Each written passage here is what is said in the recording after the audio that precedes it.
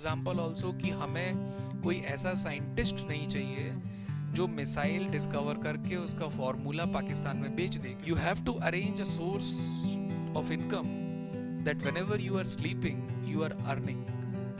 If I don't know that you know that Warren Buffett was one of that person जो corona के time पे सबसे बड़े philanthropist थे कोरोना वैक्सीन को बनवाने के लिए और उनको खरीद के जहां जहां पे जरूरत है वहां पे देने के लिए. इतने बड़े आदमी जिनके पास सब कुछ है फिर भी वो इतनी सिंपल लाइफ को क्यों फॉलो करते हैं, क्यों. कुछ सुजैन को बेसिकली जब इन्होंने पहली बार देखा तो उन्हें इम्प्रेस करने के लिए उन्होंने यूकेलेले, एक तरीके का गिटार ही होता है, वो खरीदा क्योंकि उनके जो बॉयफ्रेंड थे वो बेसिकली यूकेलेले बजा रहे थे. उन्होंने Hey guys, I hope you are fantastic there. Your preparation for mains, for ethics, essay and optional must be going on fine.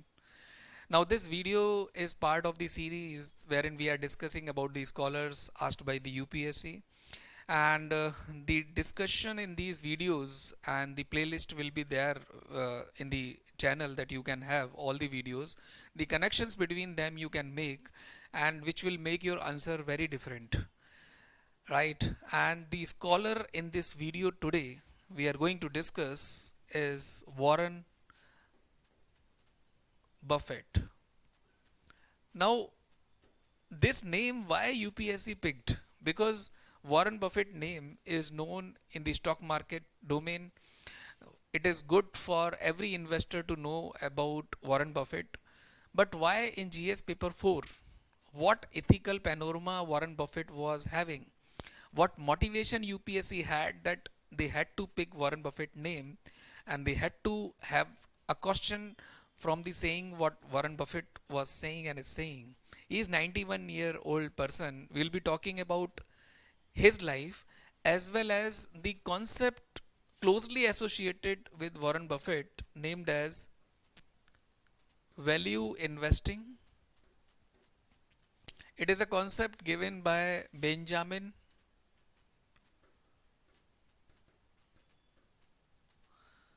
Graham, his guru also, and also philanthrocapitalism.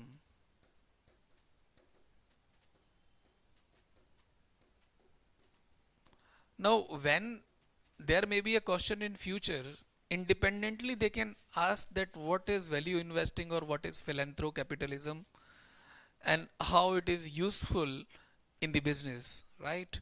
And you may not discuss anything about Warren Buffett and you may like to define it.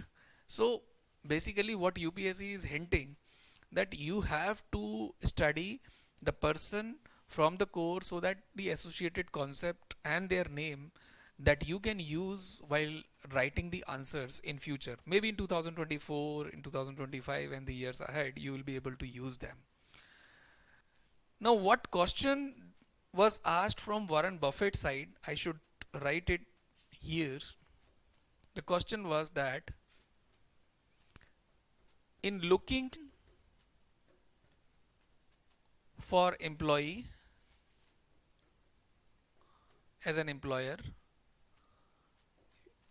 you must look for three qualities, namely integrity,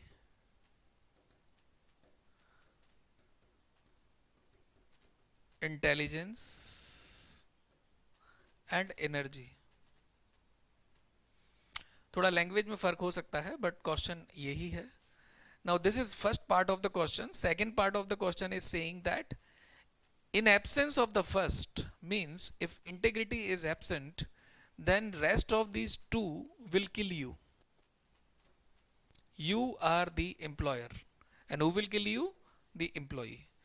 It means the employee who is not integral, the employee who is not honest, but the employee who is intelligent and have energy or has energy, then one may kill you.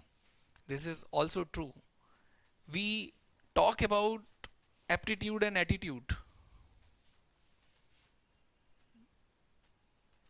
right? And I have told you in the class that aptitude without attitude is dangerous.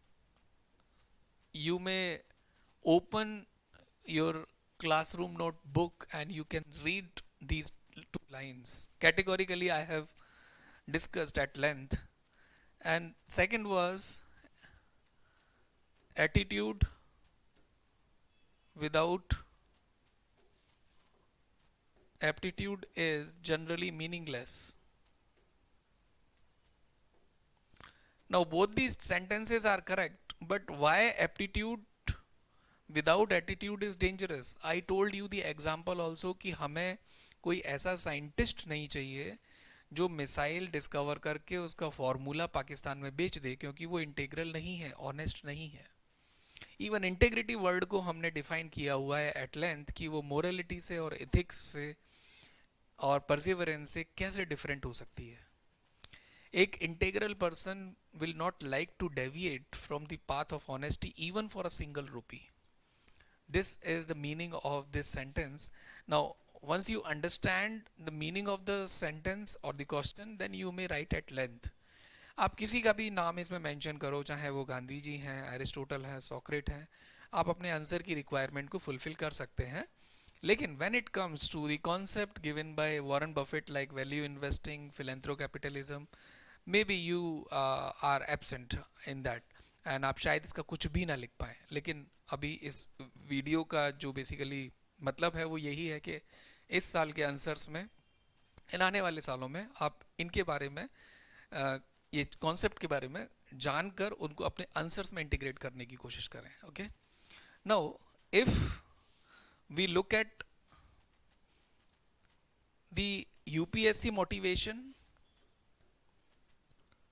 And Warren Buffett's personal life and the learnings, और ये जो दो concept हैं तो हम इनको एक साथ में लेके चलने की कोशिश करते हैं और फिर इस वाले क्वेश्चन पे थोड़ा सा वापस आएंगे कि कैसे इसके आंसर्स को हम लोग लिखना है.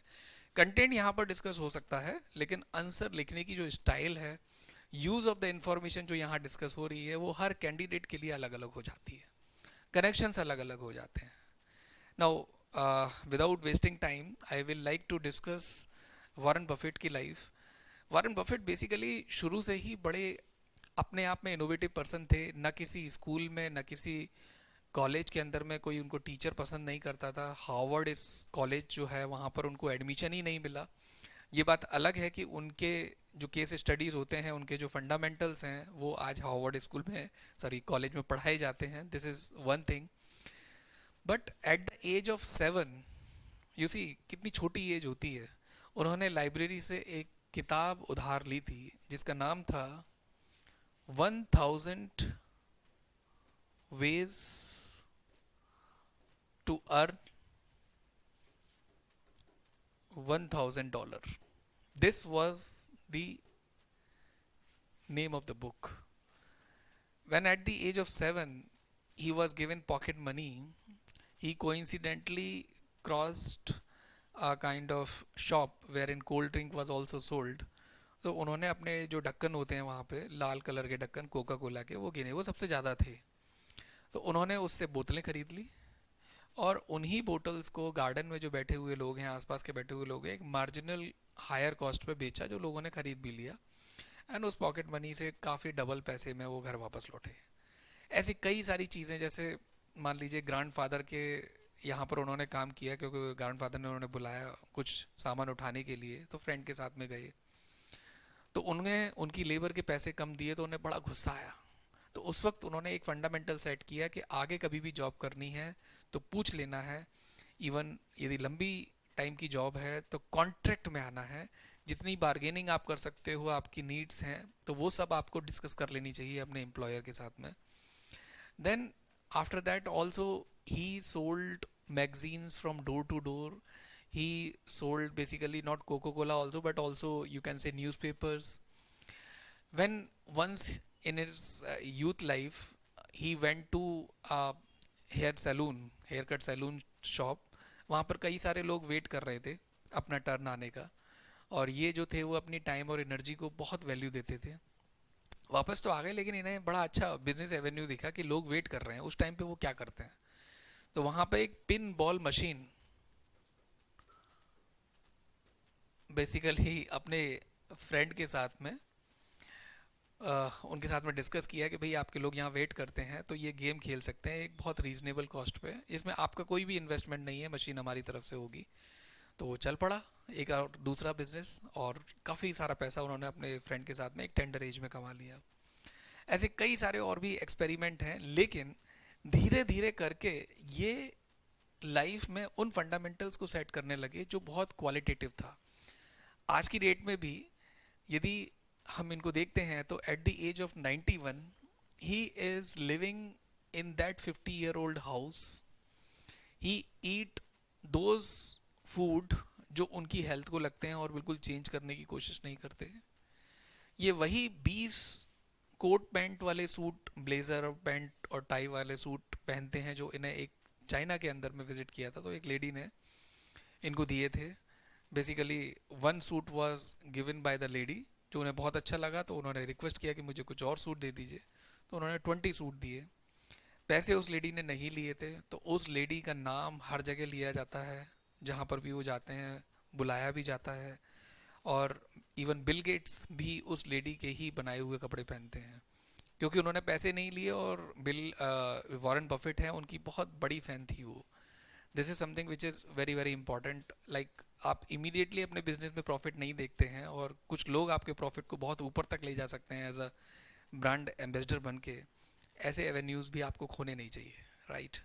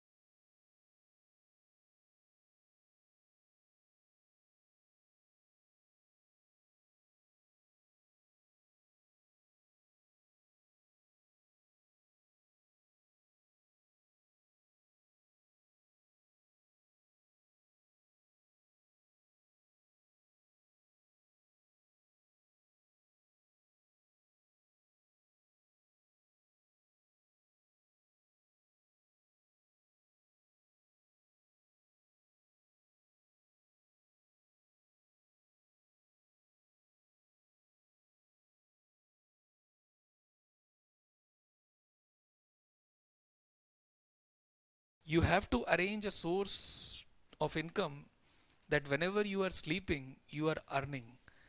If it is not, then you will be earning, you will be, working very hard whole life till you die if you are not having this source.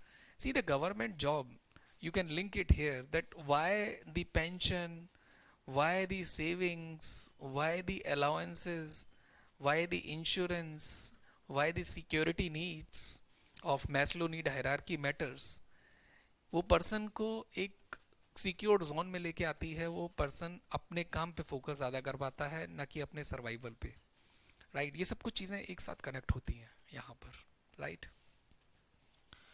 Now if we look at that why UPSC asked this question in 2021 जून में, जून 23 को Warren Buffett ने announce किया था अपना resignation as a trustee from Bill Gates Foundation. Now Bill and Melinda Gate Foundation, BMGF short में लिखा जाता है, इसके सबसे बड़े बेसिकली ट्रस्टी के रूप में है ये. And the giving pledge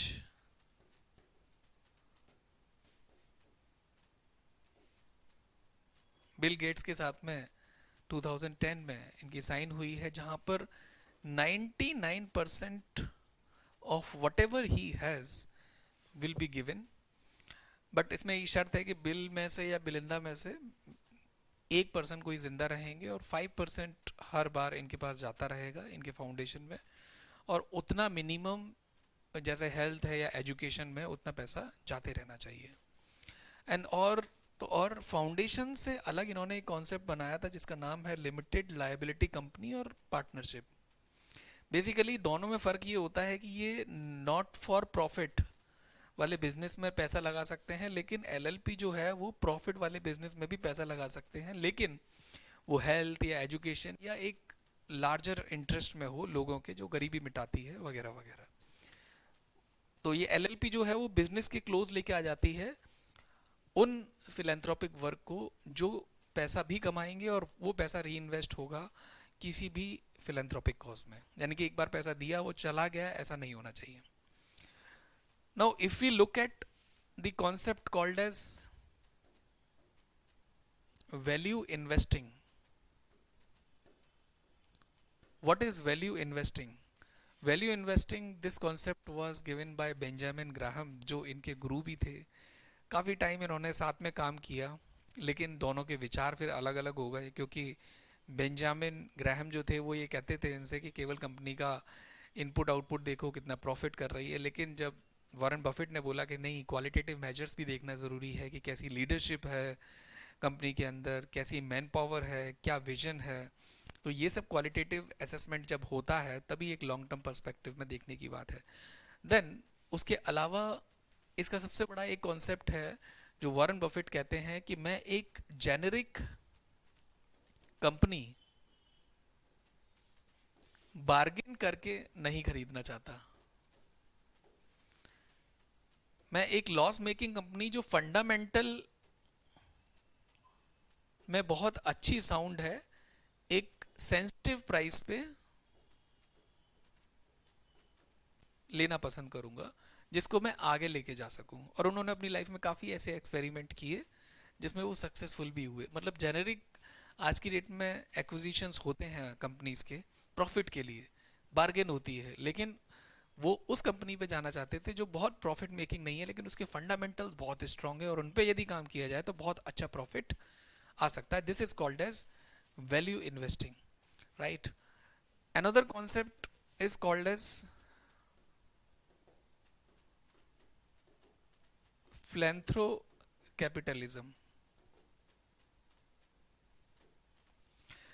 फिलेंथ्रोकैपिटलिज्म basically इन्हीं के टाइम पर इस कॉन्सेप्ट का जन्म हुआ. बेसिकली जो LLP है इसका कनेक्शन फिलेंथ्रोकैपिटलिज्म से निकलता है कि फिलेंथ्रोपी हो, लेकिन कैपिटलिस्ट जो हैं वो फिलेंथ्रोपी में ये बिलीव रखें कि एक मिडिल पाथ फॉलो करना है. यदि मैं एक लाइन में इस बात को यदि लिखना चाहूँ तो मैं ये लिख सकता हूँ, the rich can save the world. I don't know that you know that Warren Buffett was one of that person जो कोरोना के टाइम पे सबसे बड़े फिलंथ्रोपिस्ट थे कोरोना वैक्सीन को बनवाने के लिए और उनको खरीद के जहाँ जहाँ पे ज़रूरत है वहाँ पे देने के लिए. India was there as a country, but as a person, it was Warren Buffett. Rich can save the world. This is the concept or the theme hidden behind philanthropy capitalism, right? So these are the two concepts that you need to mention in your answers. जब हमारी class होती है तो हम लोग इसे at length discuss करने की कोशिश करते हैं, बट ये जो वीडियो है इसकी लेंथ को छोटा रखने के लिए और अपने आप को उस पर्सनैलिटी तक कन्फाइन रखने के लिए मैं कोशिश करता हूँ कि गागर में सागर भरने की ही कोशिश करूँ. Now, when we talk about the question that was asked here, I can again enlarge it, right?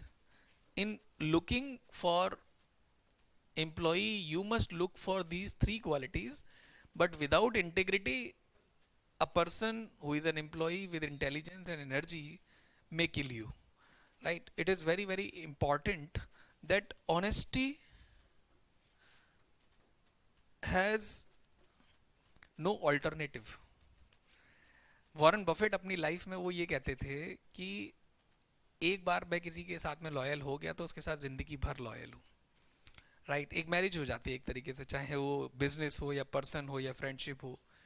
And अपने जितनी भी मीटिंग्स होती हैं उनमें बड़े ह्यूमर तरीके से बड़ी जो कॉम्प्लेक्स बातें हैं उसको कर देते हैं। आज की डेट में भी जो उनके थ्रू इन्वेस्टमेंट करते हैं, ना तो कोई फ़ोन, ना कोई ईमेलिंग, नथिंग, केवल और केवल एक चिट्ठी जाती है साल में एक बार, उसमें सब कुछ लिखा होता है और बस एक हंगामा मचा होता है कि बस उस चिट्ठी को ही फॉलो करना है। सैमसंग का एक बेसिकली या नोकिया का फ्लिप मोबाइल वो यूज़ करते हैं, एंड्रॉयड वाला। और अभी 2011 का एक जो बेसिकली आईफोन का मॉडल है वो उनको दिया गया। वो कहते हैं यार फ़ोन ही यूज़ नहीं करते हम, बट ठीक है रिसीव करना है और किसी को कॉल मिलाना है तो उसके लिए फ़ोन काफ़ी है।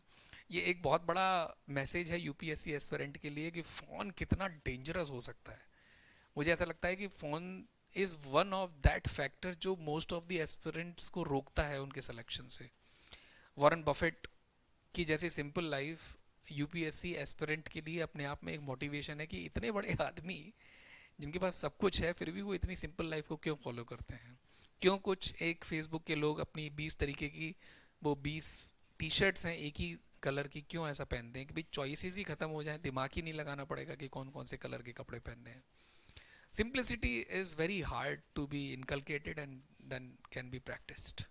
Okay, this is very, very important. Now, if you look at the practical aspects from his personal life, you see he was married to Suzanne.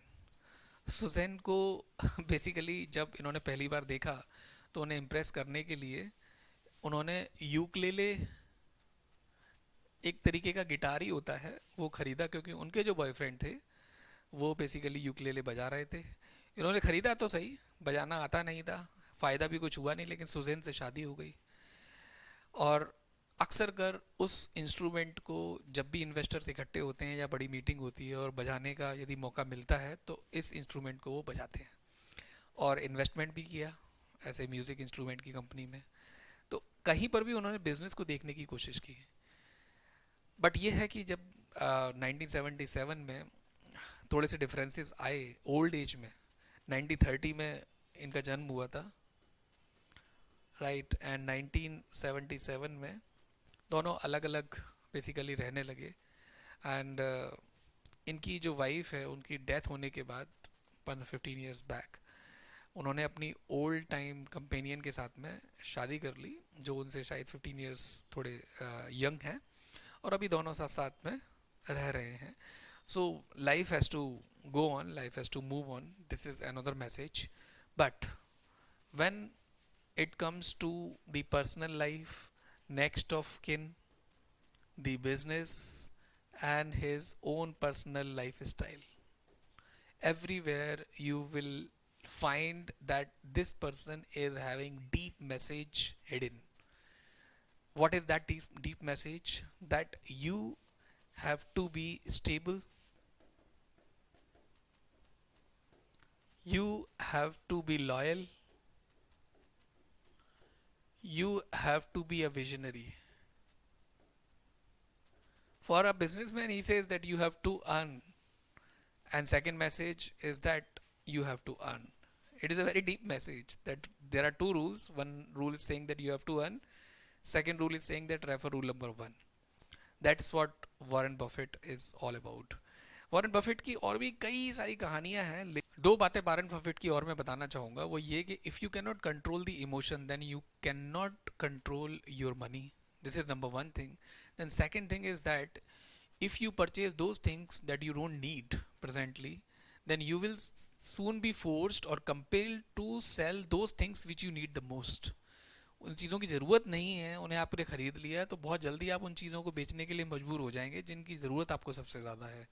As an UPSC aspirant, time और energy is the best thing available with you. So उसे बेचना नहीं है और उसके बदले में कुछ और ख़रीदने की ज़रूरत नहीं है. ख़रीदोगे क्या, आप टेंशन ही लोगे. तो बिल्कुल टेंशन लेने की ज़रूरत नहीं है. And before I wind up this video, I would like to remind you for the things that UPSC ने एक क्वेश्चन पूछा वॉरेन बफेट से. वो क्वेश्चन ये था कि एज एन एम्प्लॉयर आप एम्प्लॉई को देखते हैं तो तीन क्वालिटीज़ को देखते हैं, इंटेग्रिटी, इंटेलिजेंस एंड एनर्जी. लेकिन यदि किसी एम्प्लॉई में इंटेग्रिटी नहीं है तो उनकी इंटेलिजेंस और एनर्जी किल कर सकती है एम्प्लॉयर को और उसकी कंपनी को. मैंने अपनी क्लास में एप्टीट्यूड एंड एटीट्यूड के अंदर में ये चीज़ें बताई हुई हैं, इसको आप कनेक्ट कर सकते हैं. लेकिन वॉरेन बफेट के साइड से जो कॉन्सेप्ट है वो मैंने आपको value investing and philanthropic capitalism बताने की कोशिश की. उनके मतलब जो छुपे हुए हैं वो ये है कि भाई rich can make the world comfortable, rich can save the world, right. Philanthropic capitalism का मतलब होता है, एंड वैल्यू इन्वेस्टिंग का मतलब तो बेसिकली ये है कि जहाँ पर आपको एक सेंसिटिव प्राइस पे कोई एक नॉर्मल फंडामेंटल स्ट्रॉन्ग वाली कंपनी दिखती है या इन्वेस्टमेंट दिखता है, वो आप करिए, रादर देन बार्गेनिंग करने कर कर किसी एक जेनरिक कंपनी को आप लेते हैं. वैल्यूफुल इन्वेस्टमेंट बहुत ज़्यादा ज़रूरी है. फिलेंथ्रोपिक के अंदर इन्वेस्टमेंट करके लोगों का भला करके आप पैसा कमा रहे हैं तो उससे अच्छी कोई बात नहीं हो सकती. यही बेसिकली वॉरेन बफेट को वर्ल्ड का बेस्ट फिलेंथ्रोपिस्ट बनाता है, बिजनेसमैन बनाता है, इन्वेस्टर बनाता है और एक अच्छी लाइफ को जीने का मैसेज भी देता है. बिकॉज एक स्टेबिलिटी, सिंप्लिसिटी और जो चीज़ें लाइफ में आपको कंफर्टेबल रखे हुए हैं तो बहुत ज़्यादा नए नए एक्सपेरिमेंट करने की ज़रूरत नहीं है. This is also a message hidden in the life style that Warren Buffett is having now. तो इस वीडियो में इतना ही. अगले वीडियो तक जय हिंद and all the very best for those days that you are giving. Our test series is going on and you can take part in it. You can enroll soon. We are conducting the test. The test is to be conducted by 20th maybe of this month only, after 2 days. So again, Jai Hind, bye bye.